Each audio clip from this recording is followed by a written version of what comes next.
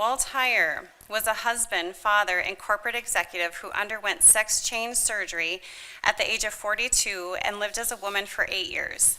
Restored now for over 30 years, he has a passion to help others who are dissatisfied with their sex change and to protect children from being damaged by irreversible procedures.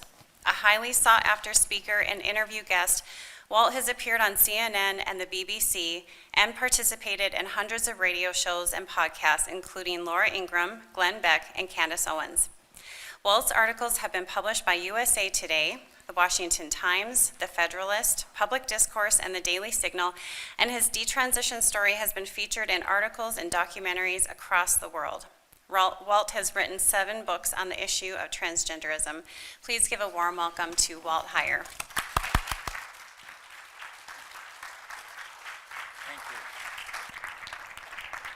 Thank you. Am I on? Can you hear me? Yep. All right, good. Well, after all of this, boy, what a lot of information, huh? You know, I'm reminded of actually a coach. So it was on the baseball diamond, and he was at the plate, home plate, put the guy at first base, and he would pick up a bat and a ball, and he'd knock it to first base, and the guy at first base would miss it, go under his legs. He'd go on. So he did this several times. And he says, oh, you don't know how to do first base. This is ridiculous. I'll show you how to do it. You go up there and hit me the ball. So the coach goes at first base. The guy hit him the ball, and it went right through his legs. And he said, you've screwed up first base so bad, nobody can play it. And so that's kind of what's happened with this whole gender thing, right? I mean, boy, is there a lot of information. So yeah, I went through this. I didn't bring any slides because, you know, you're probably done with slides. I'm done with slides. But what I wanted to tell you was that my wife and I started a website, sexchangeregret.com, about 13 years ago. And when we first started, we were trying to find out, my idea was to try to find out if anybody else besides me ever regretted this, because they were telling everybody, nobody regrets this. It's just tremendously successful. Nobody ever regrets it. And so I wanted to find out on my own if they really regretted it. So we started the website, sexchangeregret.com. The first year, 750 people came to the website. And I thought, well, that's a pretty low number. Not very exciting. 2015, 356,000. Now we've had well over 2 million, probably 2.5 million. I've received to my inbox at Sex Change Regret and Walt's book over 10,000 emails from people asking questions about how to detransition or how to prevent them from going through these procedures. 10,000 to one little old man. One shrinking, really getting old man. Gee. On October 25th, I'll be 82.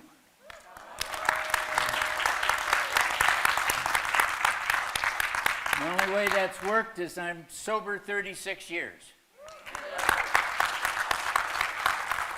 And I got a smoking hot wife I've been married to for 25.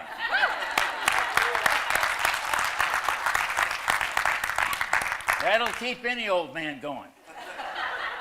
So there you go. That's what we got. So here's the deal.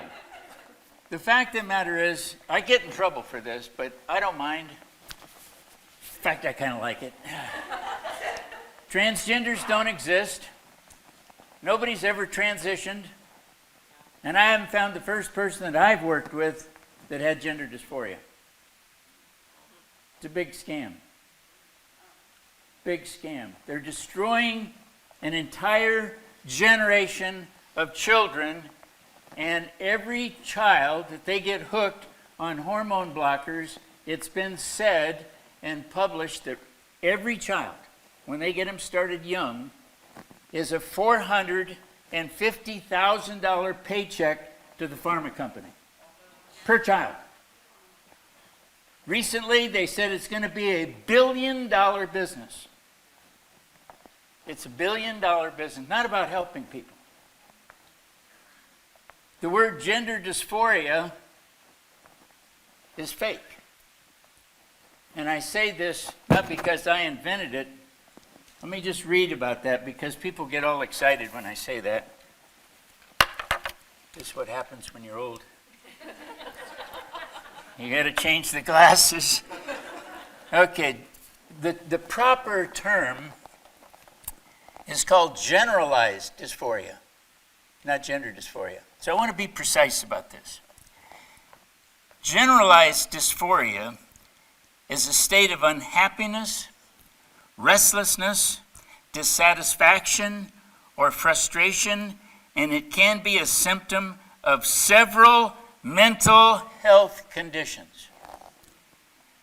What is dysphoria? Dysphoria is a psychological state that is often caused by or accompanies a mental health condition such as stress, grief, relationship difficulties, and other environmental problems can also cause generalized dysphoria. The signs of dysphoria. The feeling of dysphoria can be characterized by the following qualities of behaviors: sadness, apathy, fatigue, worry, uneasiness, and lack of satisfaction with oneself. You notice in that there's nothing about gender. Generalized dysphoria. Okay, so recently I had a gentleman write me. I can't see with these now. Thought it was 200 feet down there. So I had a guy about a month and a half ago. This really exposes who I am, so I've got to apologize for this. The guy wrote me an email and he says, my gender therapist says that I'm a transgender and I have transitioned and I have gender dysphoria. And I've been struggling with this since I was 13 and now I'm 74. Really. So I wrote him back a sweet note. And I said, your therapist is a quack. I said, you're not a transgender, you've never transitioned, and I doubt if you have gender dysphoria, but if you give me a little time, we'll get together and figure it out. Sent it off. Told my wife, I said, he'll never write back. And he wrote me back. And he says, okay, let's talk. So I said, okay, the first thing I want to know is, you started this, quote, dysphoria at 13. Tell me what happened. Oh, okay. So he writes and says, well, my mom drank a lot and would get drunk, get a butcher knife, and chase my dad around the house and try to murder him. Now, I'm not real bright, but that sounded like trauma to me. Because he said it happened numerous times. So I know a little bit about trauma. So I said, well, you told me you were going to see your gender therapist in a couple of days. I said, when you go to the gender therapist, don't wear a dress, don't put on makeup, don't put on the little red pumps, be a guy, and go in there and say, you talk to Walt Heyer. That ought to work, right? At sexchangeregret.com, and say that Walt Heyer said you should test me for ACEs. It's called Adverse Childhood Experiences. On a scale, it's a scale. ACEs, it's a scale from 1 to 10. Test me on a scale for trauma from 1 to 10. And he told her that. And she says, well, that's interesting. I'm a trauma therapist. So let me test you now she'd been taking money from this guy for years, a couple $100 a week. So this little old man just said, ask her. So she tested him, and he was 7 out of 10 on the scale. So she said, okay, I am going to treat you today for trauma. And we're going to use rapid eye movement, EMDR, I think it's called. So he'd always told me in his emails how wonderful therapy was. He loved it. It was fun. He's in a dress. He thinks he's good. Fantastic, right? Nobody's challenging him. Everybody's affirming him. Well, not this time. She went through the trauma therapy for 2 hours. And he writes and said it was the worst, most painful, horrible session I've ever had in my life. But he says, I'm free from my struggle with my gender, quote, gender dysphoria. And then every week, from 13 to 74, 2 emails, and just test me for trauma based on what he said, and he's free. He, in his own email, said, I'm free. Then he started writing me every week. He said, Walt, I'm still free. I'm still free. So what I found out, and I kind of learned about this ACEs thing kind of in a backwards way. I had a lady, a left-winger, write me and say, I want you on my show, because she's a trauma therapist. And that was some time back. And I said, well, I don't know if I want to do this. And I hadn't really dug into the trauma therapy thing. So I said, okay, so I'll do the show. So I got on with her, and she interviewed me for an hour. And during the time, she's telling me about things, and I said, well, it sounds like transgender stuff to me. The way you're talking, it sounds like everything that I've worked with, all of the people, 100% of the people that I've worked with had identified some form of trauma that caused them to not like who they are and end up going through this identity crisis, not gender, but identity crisis. So during this talk, I brought it up a couple of times to her. It sounds a lot like what the people who identify as transgender go through. It's all trauma. And she kind of dismissed it. And so I was done with the show. 2 days later, she writes me back. She says, I woke up in the middle of the night when you said about transgenders. And she said, I've always been an advocate for pushing them to have the hormones and surgery. But after I started thinking about what you said, she said, I got to have you back and we got to have more of a discussion about it. So what I've learned from this, and I've written an article that's published in the public discourse, is that kids who experience trauma at an early age, all the way up to 18, any time between early age to 18, any kind of trauma. And that trauma can include being cross-dressed.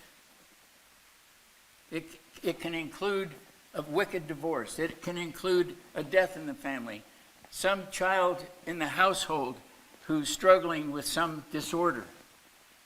Trauma is a lot of different things. It could be a car accident. It could be all kinds of things. So we have to expand our understanding of what trauma is that happens to young people. Maybe they were put in foster homes, passed around to several foster homes. Maybe they were sexually abused, emotionally abused, physically, you name it.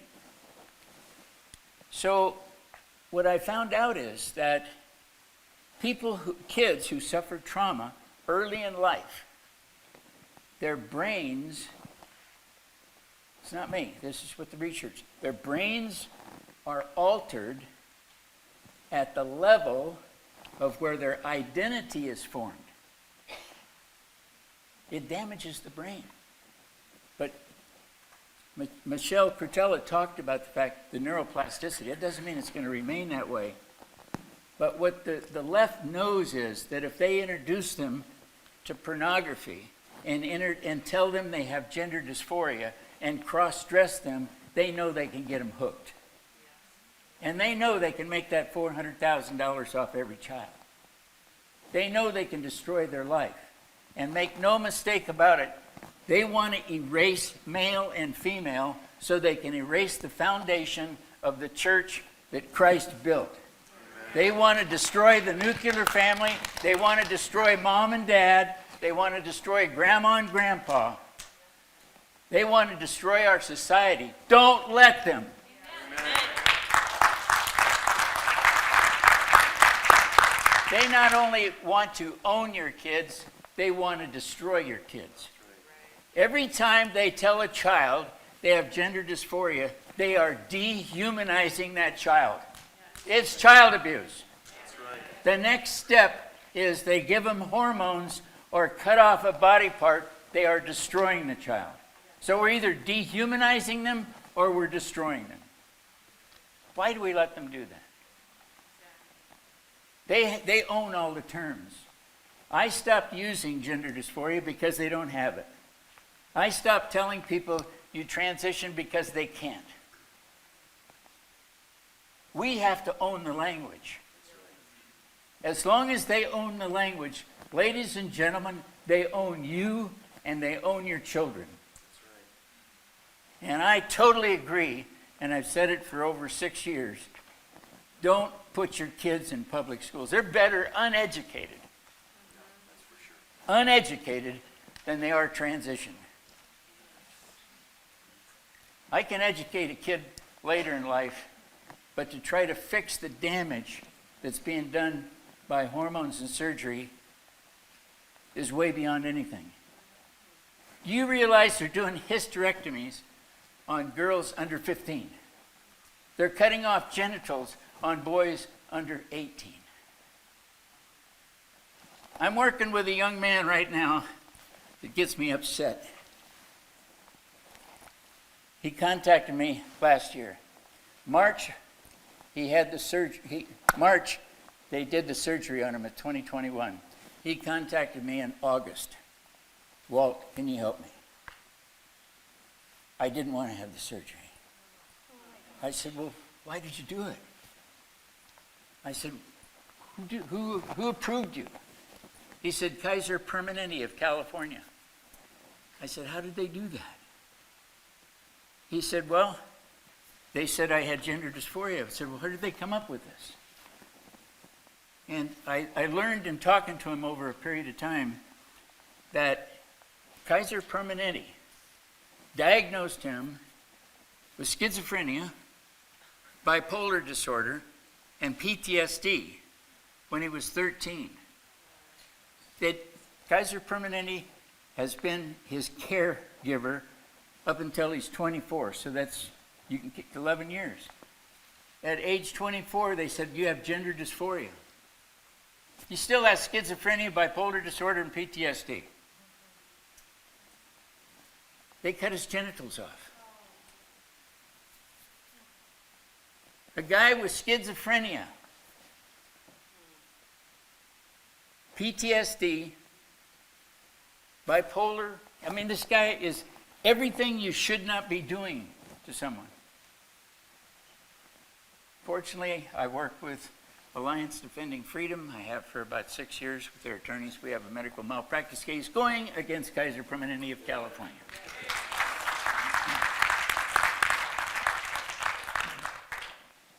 I had a 15-year-old boy write me, and these are just a few out of the thousands, but Nathaniel, he wrote me. He's now 18.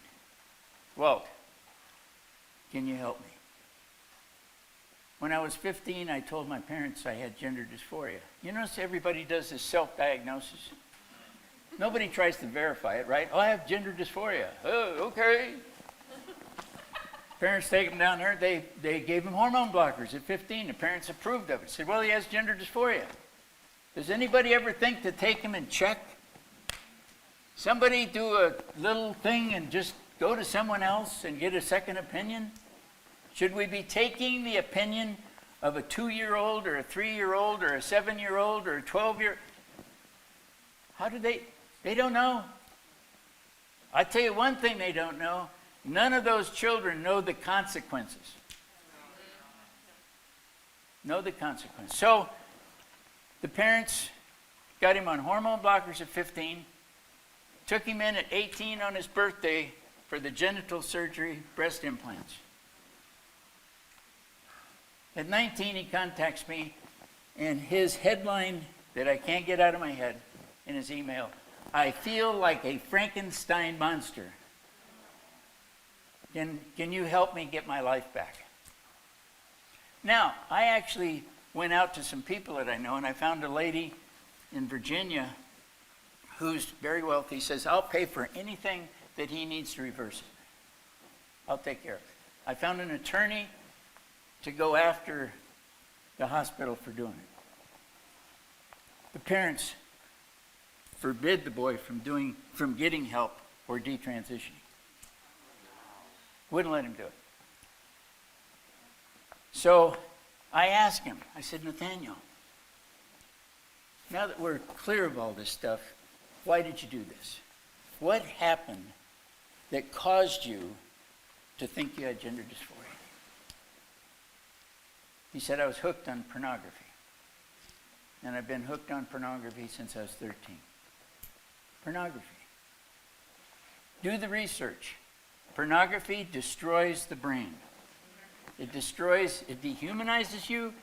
It breaks down what you believe your identity to be, how you relate to other people. It's very destructive. They're showing it to kids in school. This is what they're doing to our children in school. Deliberate. They know the research. So I went through this. In 1944, I was cross-dressing at my grandma's house. Grandma made me a purple chiffon dress and told me how cute I was as a little girl. That is emotional and psychological child abuse. Emotional and psychological child abuse, and sometimes it'll end up as sexual abuse. So what were the consequences in my life? The consequences were that I became real confused at 4 years old. This is over 77 years ago. If it was so benign and harmless, why am I talking about it 77 years later? Because it's horrible. I don't enjoy telling you how painful it is, but I stand up here and do this as an old geezer, a short little old geezer, a plucky, kind of gruffy old geezer, man, with a smoking hot wife.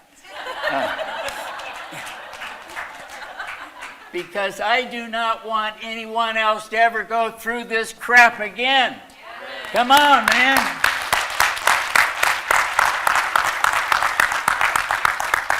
And unlike Biden, I don't need a cue card. And I'm older than he is. So come on. I mean, we got enough people here to stop this absolute insanity. Take the kids out of school. If all the kids don't go to school, they get money for every child that goes to school. Boycott them. We got to do something. Because those kids in those schools are being destroyed. I don't think Biden is smart enough. He needs his little sippy cup or whatever it is to figure out what's going on anyway. But, you know, they are deliberately, I mean, this is deliberate. This is satanic. It's Marxism. It's all the things they've been talking about. And we just sit around and go, oh, okay. No. I spoke at a church in Loudoun County about a month ago. I spoke in Biden's backyard a week and a half ago. I'm going to Franklin, Tennessee next weekend. More and more churches are waking up. And that's my mission. And you know, my pastor says, Walt, as old as you are, he says, you got 1 foot in the boat, 1 foot in the dock, and the boat's about to leave, so you better get your work done. So that's what I'm trying to do. We got to wake people up. I'm getting emails every day. You know, I just got one last night from Japan. They want to translate one of my books so the people in Japan can read it. I have books being translated in South Korea. We have a book in Italy, the Czech Republic. Our books are published around the world. I don't have an office. I don't have a desk. I don't have a staff. I got a smoking hot wife and I'm an old man. You don't need any more than that, you know? So my message is this. I went through this, and when my dad found out what Grandma, because she kept it a secret, when he found out what Grandma had been doing cross-dressing me, this is in 1946 by this time. My dad was a auxiliary police officer, industrial salesman, a real strong, nice guy. I love my dad. But it scared him. Well, his mother-in-law is dressing up his boy. The dad's going to get ticked off. But he started using a hardwood floor plank on my butt to discipline me, to the point where he would draw welts on me. And he would hit me hard because he was frustrated. And I understood that. But I remember him spanking me with that board, and I would scream bloody murder at 6 years old. And I wanted him so badly to stop. And I remember thinking if I didn't cry, maybe it would scare him. And so he'd hit me and I stopped crying. I just took the pain. And it caused him to stop. And part of that process was, I remember one day I woke up and I just started crying. I'm like 7 years old. And I could not stop crying. And my mom took my brother and my dad, and they left the house and left me there alone. He said, I can't stand to be around him. I can't get him to stop crying.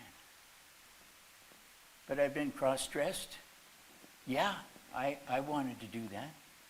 I got hit with a hardwood floor plank. I didn't want to do that. But what they didn't know, well, they did because I told them, but my Uncle Fred, because of the purple dress, has started to sexually molest me. So the consequences of the purple dress was a hardwood floor plank and being sexually molested. This is not a benign thing. Psychological and emotional child abuse, a hardwood floor plank, and sexual molestation is going to lead to a boy not liking who he is. Adverse childhood experience, that's trauma. Except nobody knew how to deal with it. I started identifying as a girl internally when I was 13. I called myself Crystal West. I don't know where that came from. I lived in the West. I don't know. Imaginary. But I went on and I had this purple dress play in my head all the way up until the time I got married. I had 2 children. I was an associate design engineer on the Apollo space missions. I worked in the area of cryogenics. I went to work for American Honda Motor Company. I helped develop the Acura division. I had 2 parking places, big paycheck. I was a big guy, hero. Unlimited expense account, making a boatload of money. But I had that purple dress up here, the sexual abuse, the physical abuse, and the emotional abuse that happened that I never resolved. So what did I do? I went to a gender therapist at a gender clinic. And he says, you need hormones and surgery. I told him about being sexually abused. But the treatment is hormones and surgery. Now, if he was really authentic therapist, he would have said, Walt, you are not appropriate candidate for hormones and surgery because you were physically, emotionally, psychologically, and sexually abused, and you suffer from trauma. You need a trauma therapist. Guess what? That was 1981. Still happening today. They do not care what happened to you. The only thing they care about is hooking you on anabolic steroids, what they call hormone therapy, and destroying your life so they can destroy the foundation of the church, the cornerstone of marriage, the nuclear family. So none of those children will ever be able to bear a child, and a boy will never be able to donate sperm to the egg. What happens to our whole generation? It dies. It's the next big abortion. These people, if they can't kill the baby in the womb, they're going to change its gender so they can't have a baby when it comes out. It's sick. Fortunately, I was an alcoholic and a drug addict after this whole thing. I ended up being fired from my job because I transitioned and all that stuff. I ended up in a park in Long Beach, California, in a pile of vomit. And I remembered laying there in the vomit with a rabbit fur coat on, sort of looking like who knows what. The abominable woman, man, I don't know. I was probably pretty scary. And laying in that park, I remember laying there in the vomit thinking, you know, you had a company car, making a lot of money, a wife that you're now divorced from, 2 wonderful kids, and you think looking at that vomit is better than what you had? I decided that I would call somebody who said, if you ever needed to go to an AA meeting, give me a call. And I went into a little store there, and I got a dime from somebody, put the dime in the phone. That's how long ago it was. They actually had phones you could put a dime in. And I called them, and they came and got me and took me to an AA meeting. And I started my journey to recovery. And I looked so bad. That person took me to his house in Manhattan Beach and put me in the garage. Wouldn't let me in the house. Got a couple old couches and put in the garage. That's where I stayed. Because I looked so bad. A guy who had been an associate design engineer and developed the Actor division looked so bad. The best place for me was the garage. I got sober. I went to church. I was working on my 4-step. Anybody here know what the 4-step is? 1 or 2 hands? 1. All right, good. That means you sit down with somebody and you go over all the stuff in your life that you want to pray about and work through. And I had 21 pages of lined paper that I gave to my therapist, Christian therapist. And so I'm going through these things with him. I don't know, 2-3 hours we were together, going over line by line, item by item, sexually abused, physically, the whole thing. And when we were done after that, he says, well, let's go out to the parking lot and take the paper with us. And I said, okay. So we went outside to the parking lot, and he took those things. I'd written everything down on those papers, and he had a match.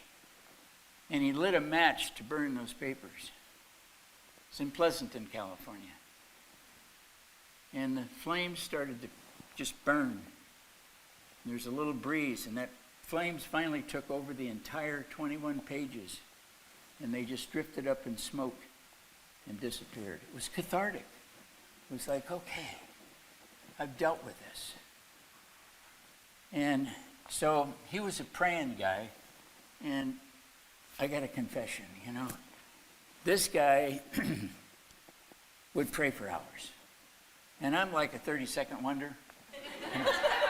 Don't judge me. I know there's others out there, you know.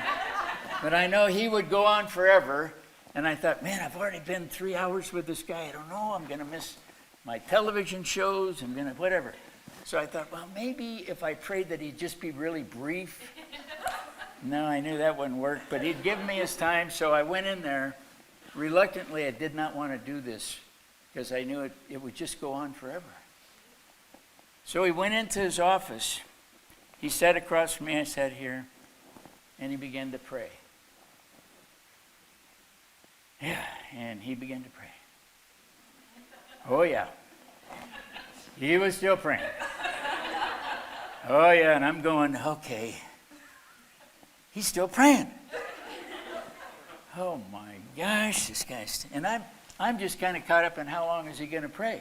I'm not really paying attention, which is not what you're supposed to be doing. But all of a sudden, I couldn't hear him anymore. It just went silent. I couldn't hear him. I couldn't hear anything.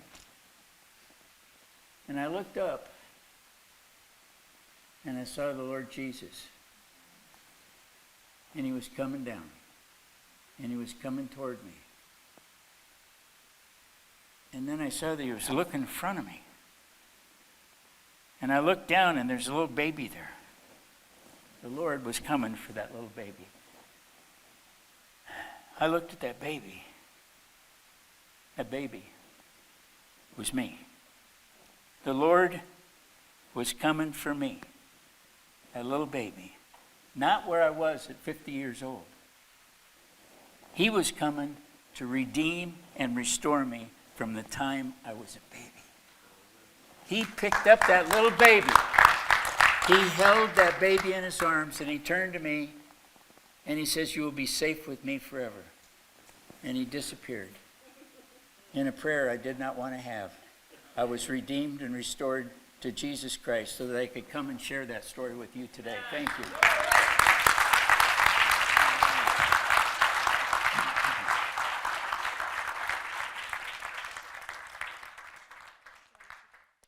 I'll take one question. No, just kidding. As long as it's an easy one.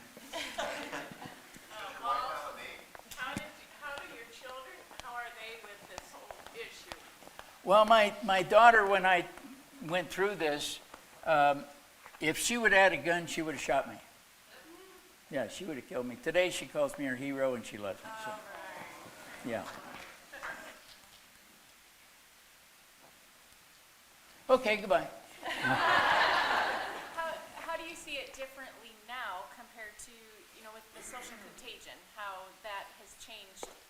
I know you've probably gotten more emails, but what else? Yeah, well, today the school systems and the internet are just, they're indoctrinating kids. I mean, this is a mess. I mean, when a parent writes me and says, "Well, my kid says he's transgender," I said, "Go check the search engine, what they've been looking at on their computer, and you'll see what's going on." And they don't do it until I ask them, and then they go, "Wow, I had no idea." So I tell parents, don't let them have, the cell phone, because that thing's dangerous. And if they have a cell phone, come in, put it in a basket, and it stays there until the next morning. They can't look at it at night. If they have a computer, have it out in the living room where everybody can see it. Don't let them have a computer in a room. There's a lot of things we can do. But social contagion is part of it. But everybody that I work with today has gotten something that happened to them when they were a child, when they reach back to sexchangeregret.com. And so when we identify, I have 2 or 3 questions to ask everybody. What happened that caused you to not like who you are? Where did you get the idea you're going to be better off if you cut off your genitalia or your breast or identify as somebody else? Who told you you're going to be better off? Yeah. It makes them think. Because they're not going to be better off. Because I get the emails. I've had the opportunity to work with young people as low as 10 years old to 74, like the one I told about. Yeah. We're destroying an entire generation of children. Michelle Cretella wrote in the Daily Signal, this is institutionalized child abuse. She's right. Michelle Cretella and I used to write all the time in the Daily Signal. And in 2015, 2016, we were trading back and forth. I wrote an article, this is so funny. I wrote an article that said, Trump is right. You realize that article that I wrote, and it was about transgenders in the military, that article ended up in the White House West Wing Daily Briefing and went viral across the world. Wow. Because I said Trump was right, something you never do. That was fun. But one year she would be the #1 article and then the next year I would be second. We were trading back and forth. So I've worked with Michelle a lot. She's delightful, right? Any other questions? Good, I want to go home. No. Just one question. What advice, short piece of advice, would you give to someone who has a loved one who identifies as transgender? Yeah, first off, I think there's some things we can do. If you have a young one that's struggling with this, if you look at their search history on their computer, You get some clues. Look at who they're hanging with. You know, you'll find out what a person is like by the 5 people that encircle their life. All you need to do is know who are they in contact, who are their friends? Are they healthy or are they unhealthy? 5 people. They'll either carry you through or they'll destroy your life. And I go back and just say the same thing I said about the phone. Don't let them have it in their room at night. Lock it up. Keep a good, vigilant knowledge of what they're doing, who they're seeing, and what's going on. But most of all, if we can get them out of public schools so they won't be indoctrinated. You know, I'm serious when I say they're better off with no education. Because they're not educating the kids in school. They're not. It's baloney. We can do a much better job, yes? So just curiosity, I moved here from Coeur d'Alene. Coeur d'Alene has like an epic school system, but it's all run by community members. So moving here, you have 2 options. Well, why not, anyway. 2 options for private school, right? One, either like Lutheran, right, which is like Beamers, or Catholic, right, which is Bishop Ryan. So we talk about pulling kids out of school, but you think about how many parents or grandparents could even survive on one income with increase. So what I'm wondering is, like, where are the resources for people to come together as a community to say, how do we start a community school? Like, if we had 6 Yeah. parents willing to come together, starting a 501c, doing some kind of school community, where are the resources to start stuff like Well, I that? think Alex, who spoke about this, has some great ideas on this. And I think there is ways for people to join together and have community schools, and maybe, you know, you can rotate them, move them from here. You know, we've got a lot of bright, wonderful people who will be able to figure this out if we sit down and do it. We have a question right here. Walt, I know you've written several books. When we start talking to our friends or neighbors, whatever, and we'd like to give them something to hang on to kind of read through and kind of start to process what we're Yeah. trying to say, is there one of your books that you would recommend more Yeah, so they as need a to buy all starter? 7 of them. And where do we get your 'Cause books? I need new brakes on my old Tahoe. So if you could do that, it'd really help. Two great books, Trans Life Survivors and Paper Genders. They're all the books really are great. Okay. I identify as the world's greatest author. Yeah, you go to my website. My wife, my smoking hot wife, did the website. It's go to Sex Change Regret, go to the bookstore, and tap on the bookstore and pick out the books.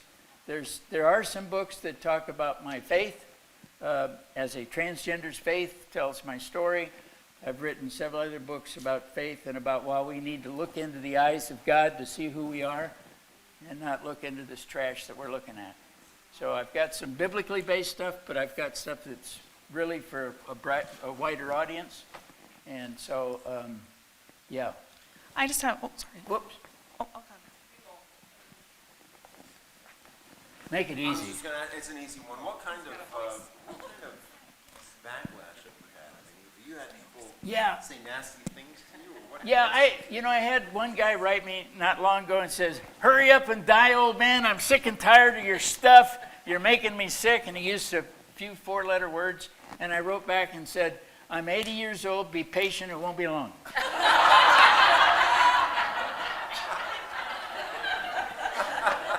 So what are you going to do? You know, one guy wrote, and he was so bad. I mean, he used so many, he wrote, and he was just ripping me a new one. And I wrote him back. He said, "Well, I know everybody has a different opinion." And I said, "It's all right." I said, "I love you. Jesus loves you. And thank you for writing." He wrote back, "Don't tell me this Jesus stuff, you quack." And he went on a bigger. And then we went back and forth a few more times, and I kept saying nice things. After about 5 emails, he wrote back and said, "I think we got off on the wrong foot. Can we be friends?" So we actually had a good conversation after that. You just had to bear with it. You know, I actually love to get the emails from the people who hate me. They put a smile on it doesn't bother me. You know, because I'm renting space in their head, and I love that.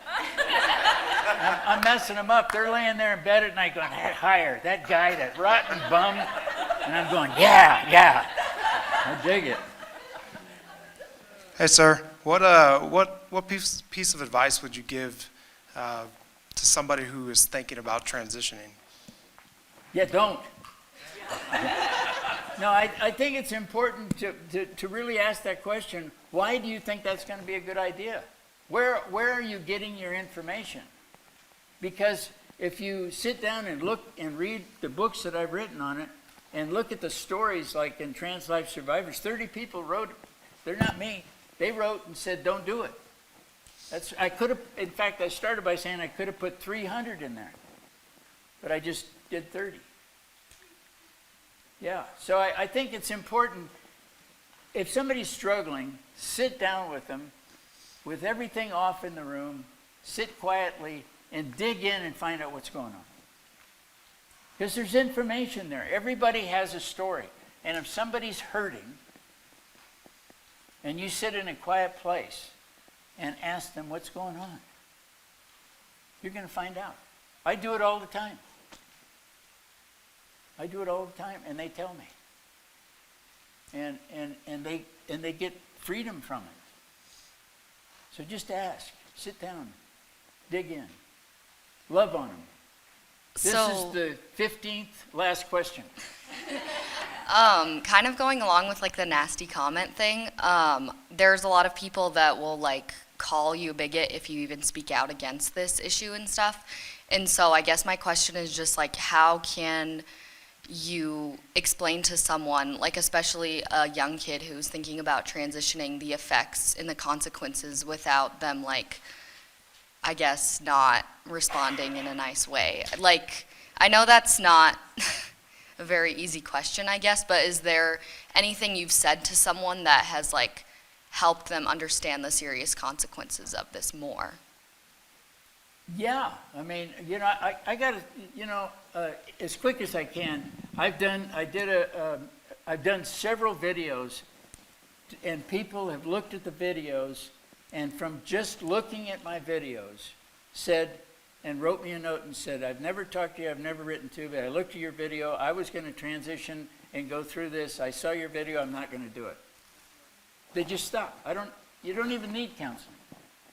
So, you know, every situation's different. I don't get that much blowback. I think the people are scared to be too hard on an old man, you know. They think I'm fragile. No, I don't know.